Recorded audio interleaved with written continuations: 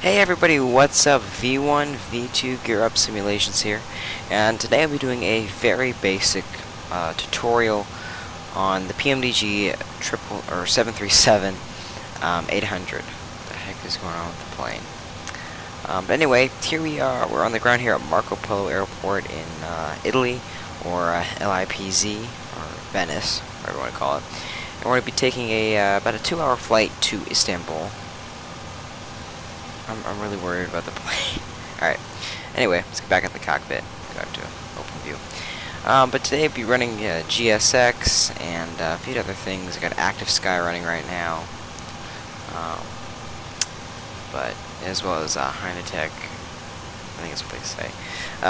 HD airport kind of scenery.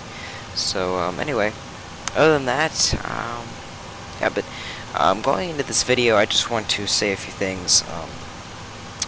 This video is really not for your beginner. If you've looked at the, if you kind of know a little bit about flying an airplane, you know what an aileron is, or rudder, and kind of just the general ideas. That's kind of where if you're watching this video, this is probably where you should be. Also, make sure you have the Pmdg 737, and make sure you've taken a look around and tried to just find different stuff. So it won't be too basic, but at the same time, it's not going to be easy, or it won't be too hard stuff. Anyway, whatever. But I've already planned the flight, so I'll bring that up real quick. And here it is. I've used SimBrief, and I have, there's a lot of videos out there. I'll be doing one in a little while that'll, show you how to use it. But anyway, this is the one of the pay sheets, the Southwest version, which is just easy for me because I can read it. I know exactly where everything is. But there's a bunch of different ones you can do, like Lufthansa. You can do American Airlines, Delta, a bunch of different stuff. But I always use Southwest because I just know exactly where everything is. But yeah, you can also go back up to the original screen. Crap, I didn't mean to get rid of that. Never mind. Alright, so yeah, we'll be cruising at flight level 350, if I'm not mistaken. 1 sec, I need to find that again. Why is that not working? Sorry. I totally messed up. Okay, last flight. Okay. So, 2 hours and 5 minutes of flying time in the 737-800. We'll be cruising at flight level 350. We need 9,000 kilograms of fuel. And here is the map of our flights. We'll take off, go through Croatia, Bosnia, Montenegro, and we'll just kind of skirt the coast of Greece, and then we'll get into Istanbul. And we have 2 arrivals, SIDS and STARS, which is a standard instrument departure, is kind of a just a few, like a specific way that you should take out of the airport via the runway. So anyway, we're taking the Rodax 6 with the rotor transition. So anyway, I'll be looking back on this every so often. So yeah, let's get back to the plane.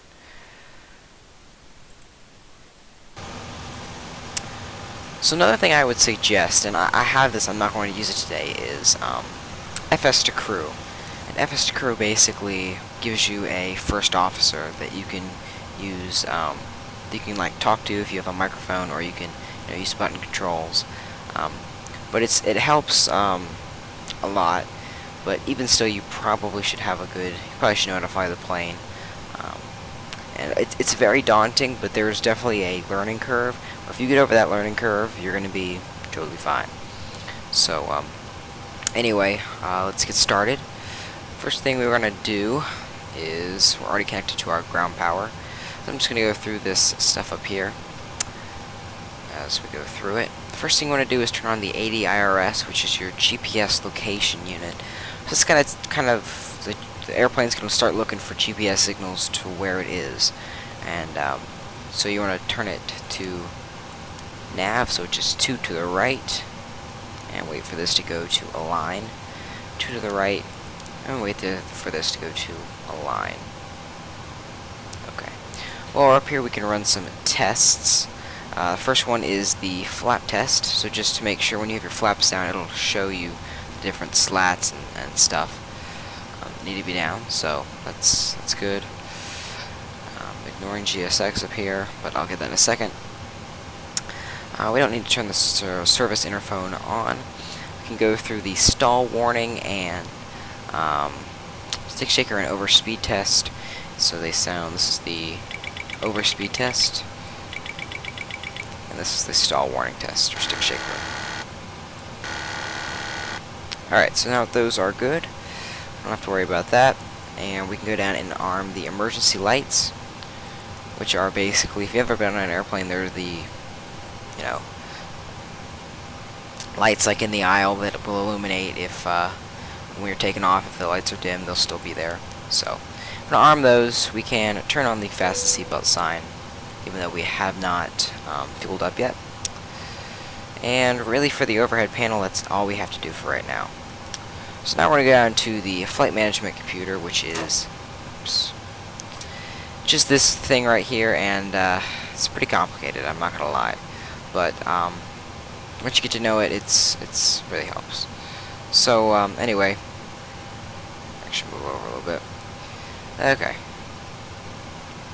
So first thing we're going to start off with is the menu page. So the first thing we're going to do is go to the FMC. Okay, and this will give you, this probably won't say that, but basically it's going to give you the aircraft, the engine rating, the date it's active, and that's obviously not right, so I need to change that, but I haven't done that yet. Change all this stuff. So once you've kind of made sure this is all correct, which for me it isn't, but for you it should be, go to the Posinit page. So this is going to kind of give you, it's going to tell the aircraft where it is. So currently we are at Lima, India, Papa, Zulu. And for some reason the gates never work, so I'm not going to worry about it. And then you want to set in the IRS position, and if we were talking, that's this thing up here that I was showing you before. Let's see if I can use the mouse. It's these things right up here.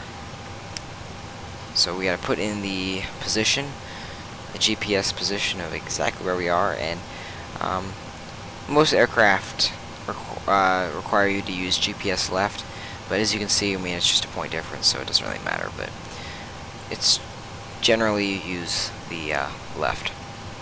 Okay, so go to the route page, and I'm actually going to put in the company route. Okay, we're going to Lipz to, actually I'm going to put in the company route real quick. So go here, we can go back to, oh my gosh, my Chrome is killing me today. Some brief, oh my gosh. Okay, view my last flight, go all the way down. Okay, and we can go to Pmdg flight plan. And I'll show this later, but I forgot to do it, so I'm paying the consequences. Okay. And I will...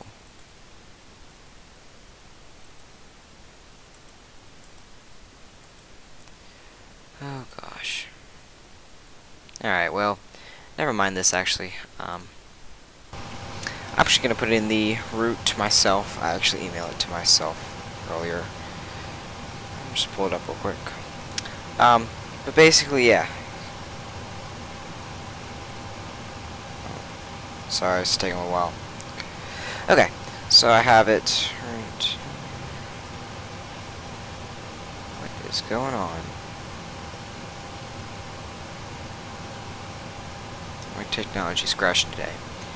Okay. Okay, there it is, okay. So, put on our destination, which is Ltfj.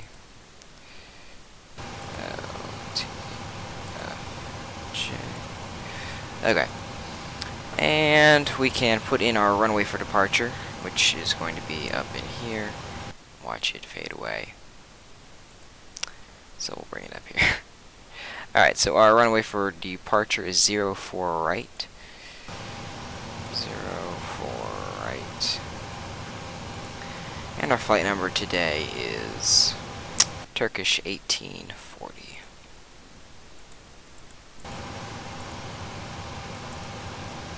Okay, well, might be helpful if I put THY first. Tango, Hotel, Whiskey,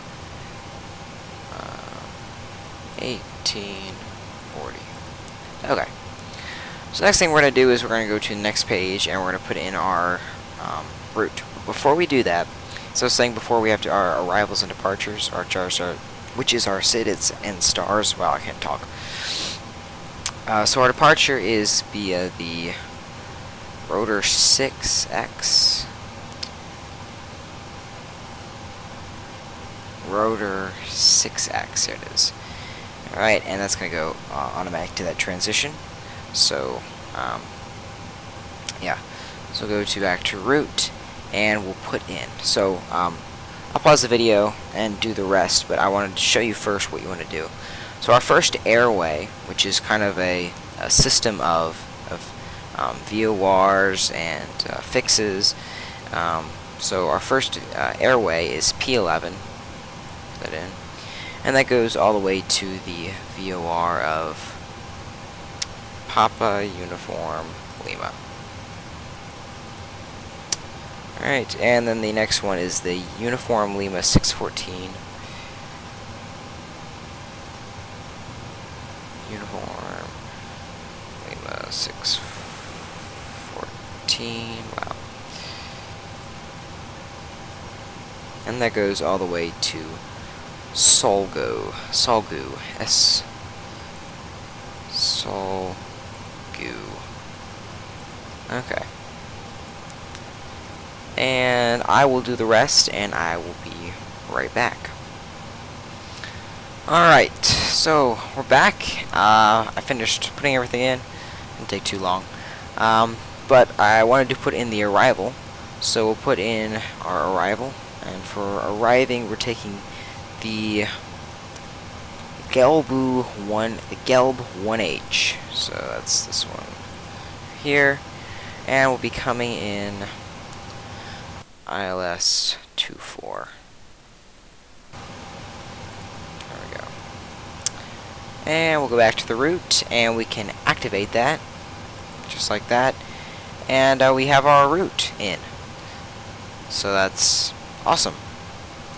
Alright, so the next thing we want to do before we go any further is to put in all of our fuel, passengers, cargo, you name it, let's put it in. So the first thing we want to do is go to menu, FS actions, okay, fuel, payload, and real quick I'm going to go to doors. I'm going to open up the catering doors, which if we look outside are opening up right now, and catering can come in.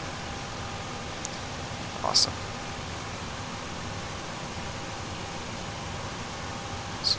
Okay. So while that's working, we can add in our fuel.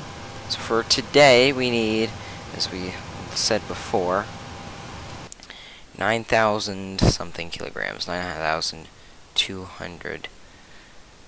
We'll just I'll round up. 9,300 kilograms is how much I will put in. 9,300.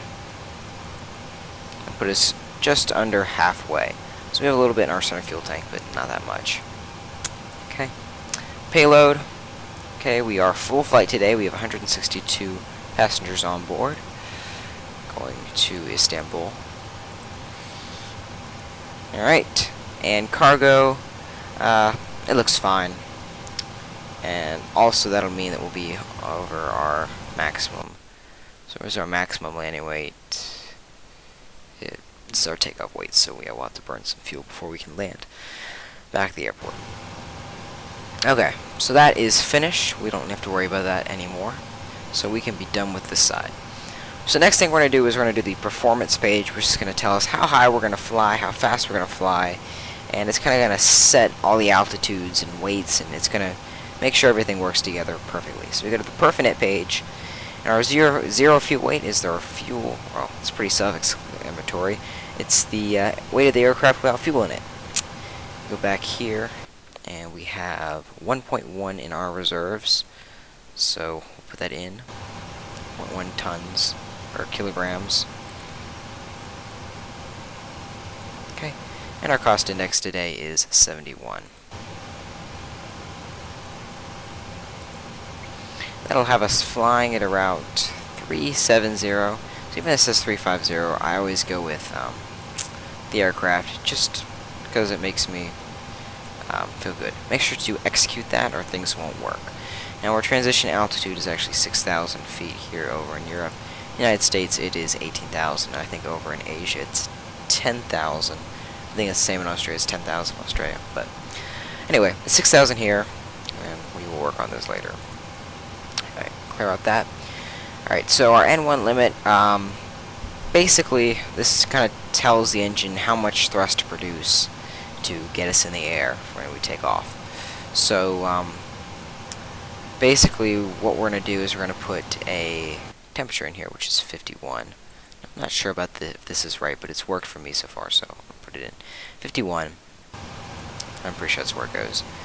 And basically what we're doing is we're trying to trick the engine into thinking that it's this kind of hot outside, so it'll actually produce this much thrust. So you can read more about it. I don't know all that much about it, but yeah, that's supposedly how it works. Alright, this next page we're going to go to is the takeoff page, and we'll be taking off flaps 5. Now, almost always it's flaps 5, but you can even check in here, and sometimes it'll tell you to do something else. But it says flaps 5, so that's what we will take off with, flaps 5. Alright, and our center of gravity is 24.8%, and our trim, which is our stabilizer trim, which we need to put in here, is 4.94.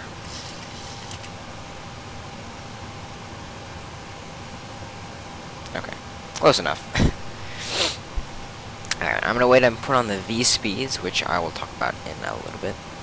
Go over here, we will put our runway winds and slopes. So, just go over here. Takeoff wind is 040 at 5. 040 at 05. It's not the most accurate, but it's okay. And our runway slope is 0. Now today we do have wet conditions, so that'll change some stuff. We'd also see our runway heading here, which we'll put up into the MCP, which is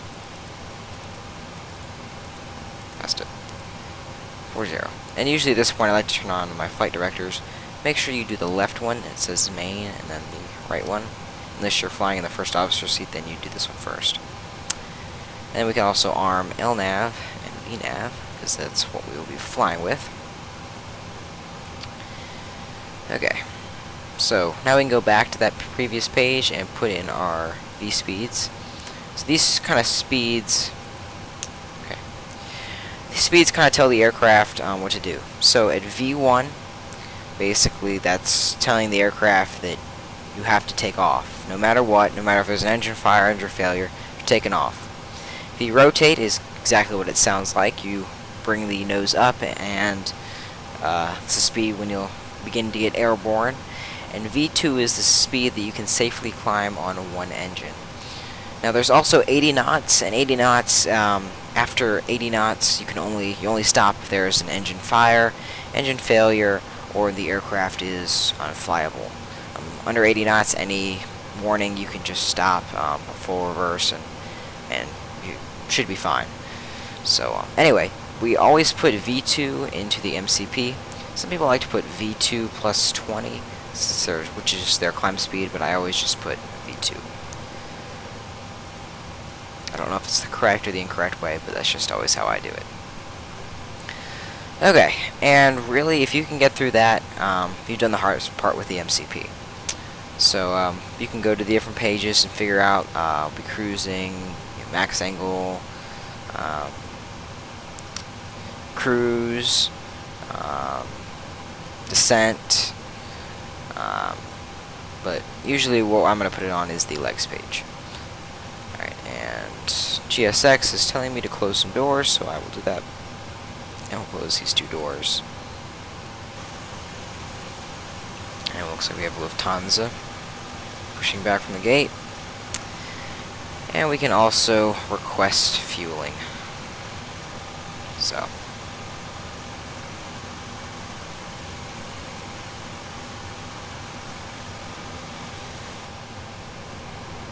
Okay. So, after we've done that, we can start working on the overhead panel. But before we do that, I'm actually going to run through some tests. And you don't have to do the tests, but just because I enjoy being as close to the real thing as possible, I'm going to do them. This is the fire warning test system. It's going to default, Pmdg, and that's a fire warning system. Over here, show it a little bit. This is the extinguishing test, right? And that looks good.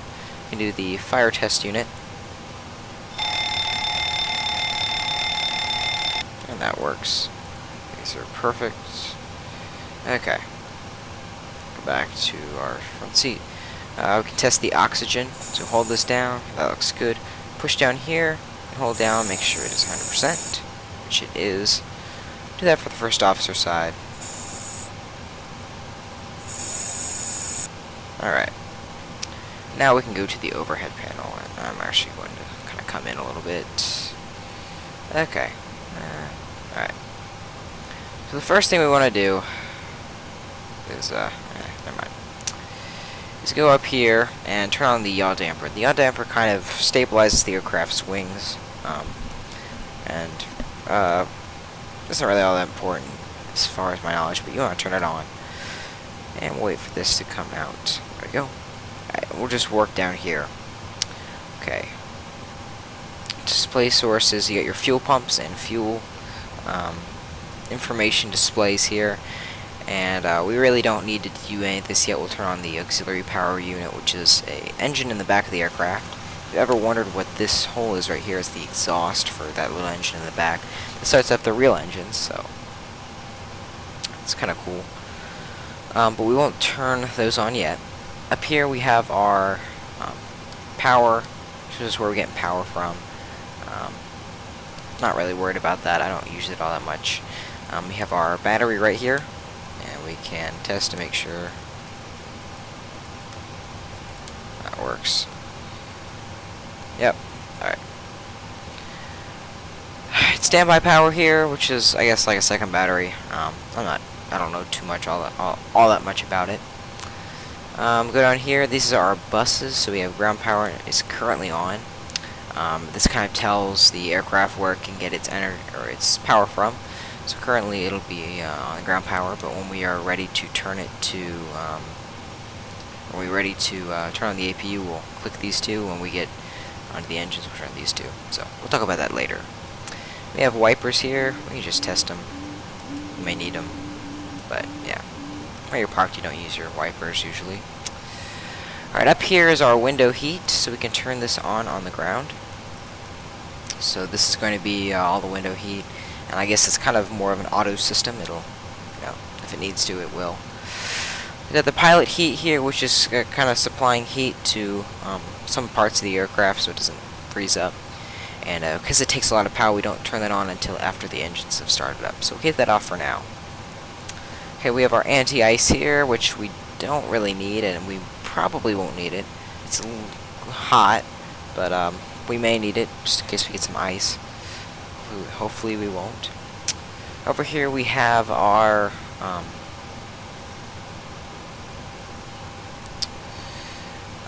electrical hydraulics, and I'm not going to turn that on until we are just ready to get out of here, because that's going to turn on all of our hydraulics, like flight controls, and we don't usually do that until we start the engines, so we'll leave that off.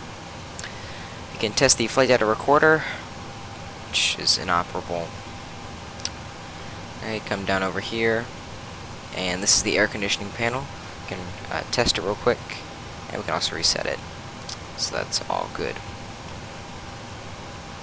Now, down here is the pressurization panel, and we'll set this up to 37,000 feet, which is our cruising altitude. And our landing altitude is... turn on here.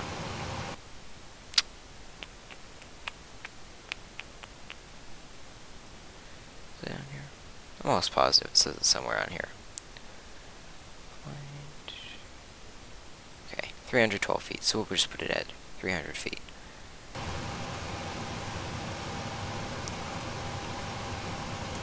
Alright. And we don't really need to turn on any lights yet, so that's good. Alright, we can start boarding via GSX. So everything else looks pretty good. And we really don't need any lights, so that is also good. Now, I'll run a few more tests. The first test I'm going to run is the lights test. So all the lights will come on. We'll check them one by one, just to make sure they are all working and operable, and nothing's going to come out on us. Check down here.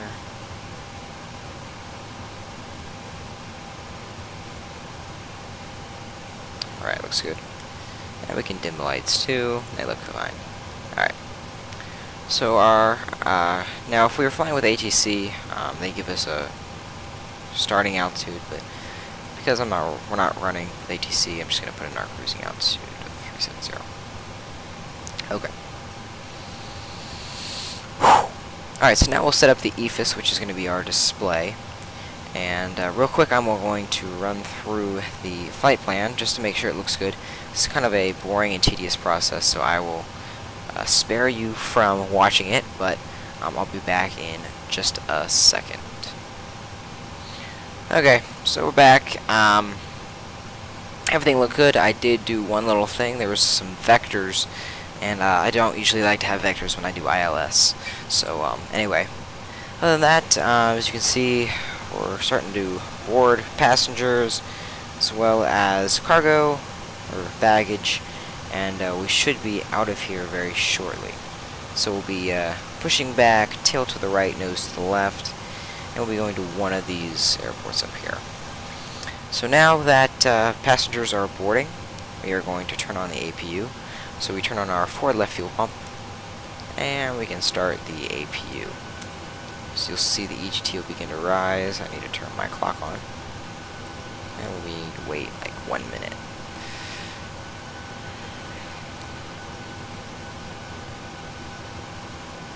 So that'll rise. When it's getting kind of dark out, it's about 7, 8 o'clock in Rome right now, or Venice. So turn on the logo lights, wing lights, and also turn anti-collision because we are getting ready to move out of here, and also the APU is on. So EGT going through the roof, that's good, and we'll just wait for it to get set. I'm going to run a few more tests real quick. I'm going to run the weather test just to make sure that that works.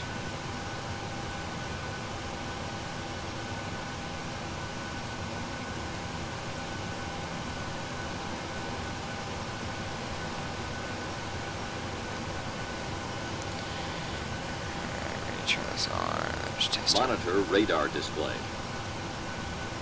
Go around. Wind shear ahead. Wind shear ahead. Wind shear ahead. Okay. Just testing that real quick. Alright, then we'll test the ground proximity warning system.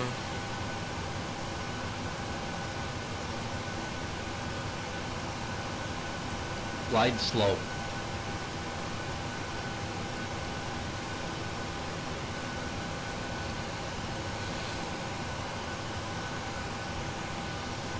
Glide slope. Pull up. Wind shear. Wind shear. Wind shear. Terrain. Terrain. Pull up.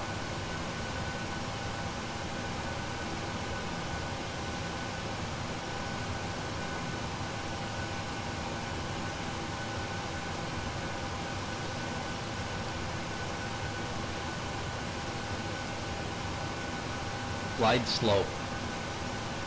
Pull up. Wind shear. Wind shear. Wind shear. Terrain. Terrain. Pull up. Okay, so There's actually another part of the test that doesn't seem to be going on. And let me just try one more time. See if I hold it down, if it'll work.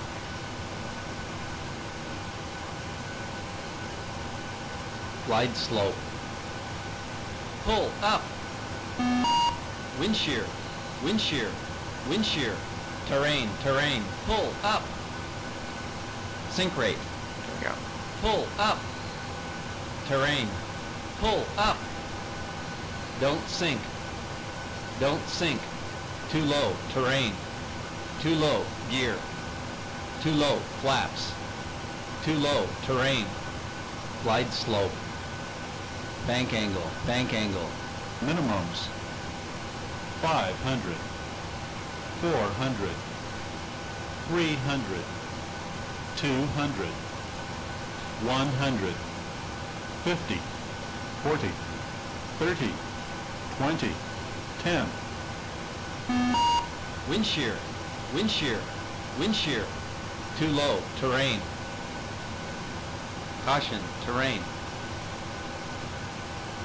Terrain. Terrain. Pull up.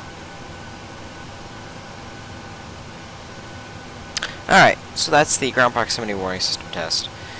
And we have one more test, which is the TCAS test, which is the traffic collision avoidance system. Traffic crew, something like that. So that just runs a small test and it'll tell us that it's done. Alright. TCAS test pass. Done. And the APU is ready to go. So what we'll do is we'll turn on buses. Alright. And that's going to kind of, we'll start getting power. Instead of from the ground, we'll get it from the engine in the back. And because it's kind of uncomfortable, we'll turn on the air conditioning. The isolation valve will go up. I'm not quite sure what the I'm not quite sure what the isolation valve does, but if you research it, you can probably find some. Okay, so with that, everyone has been boarded. Looks like everything looks good. We can start to close some doors.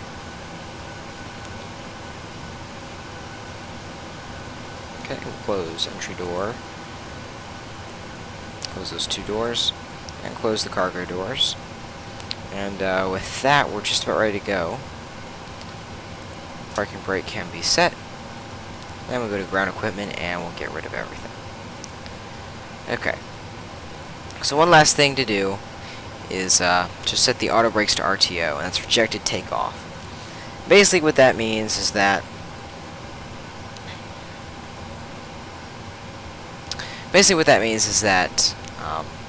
if we get past 80 knots and we decide to stop and we pull back on the throttle and disengage the auto throttle, it will automatically set full brakes or full brakes. So it's kind of a nice system.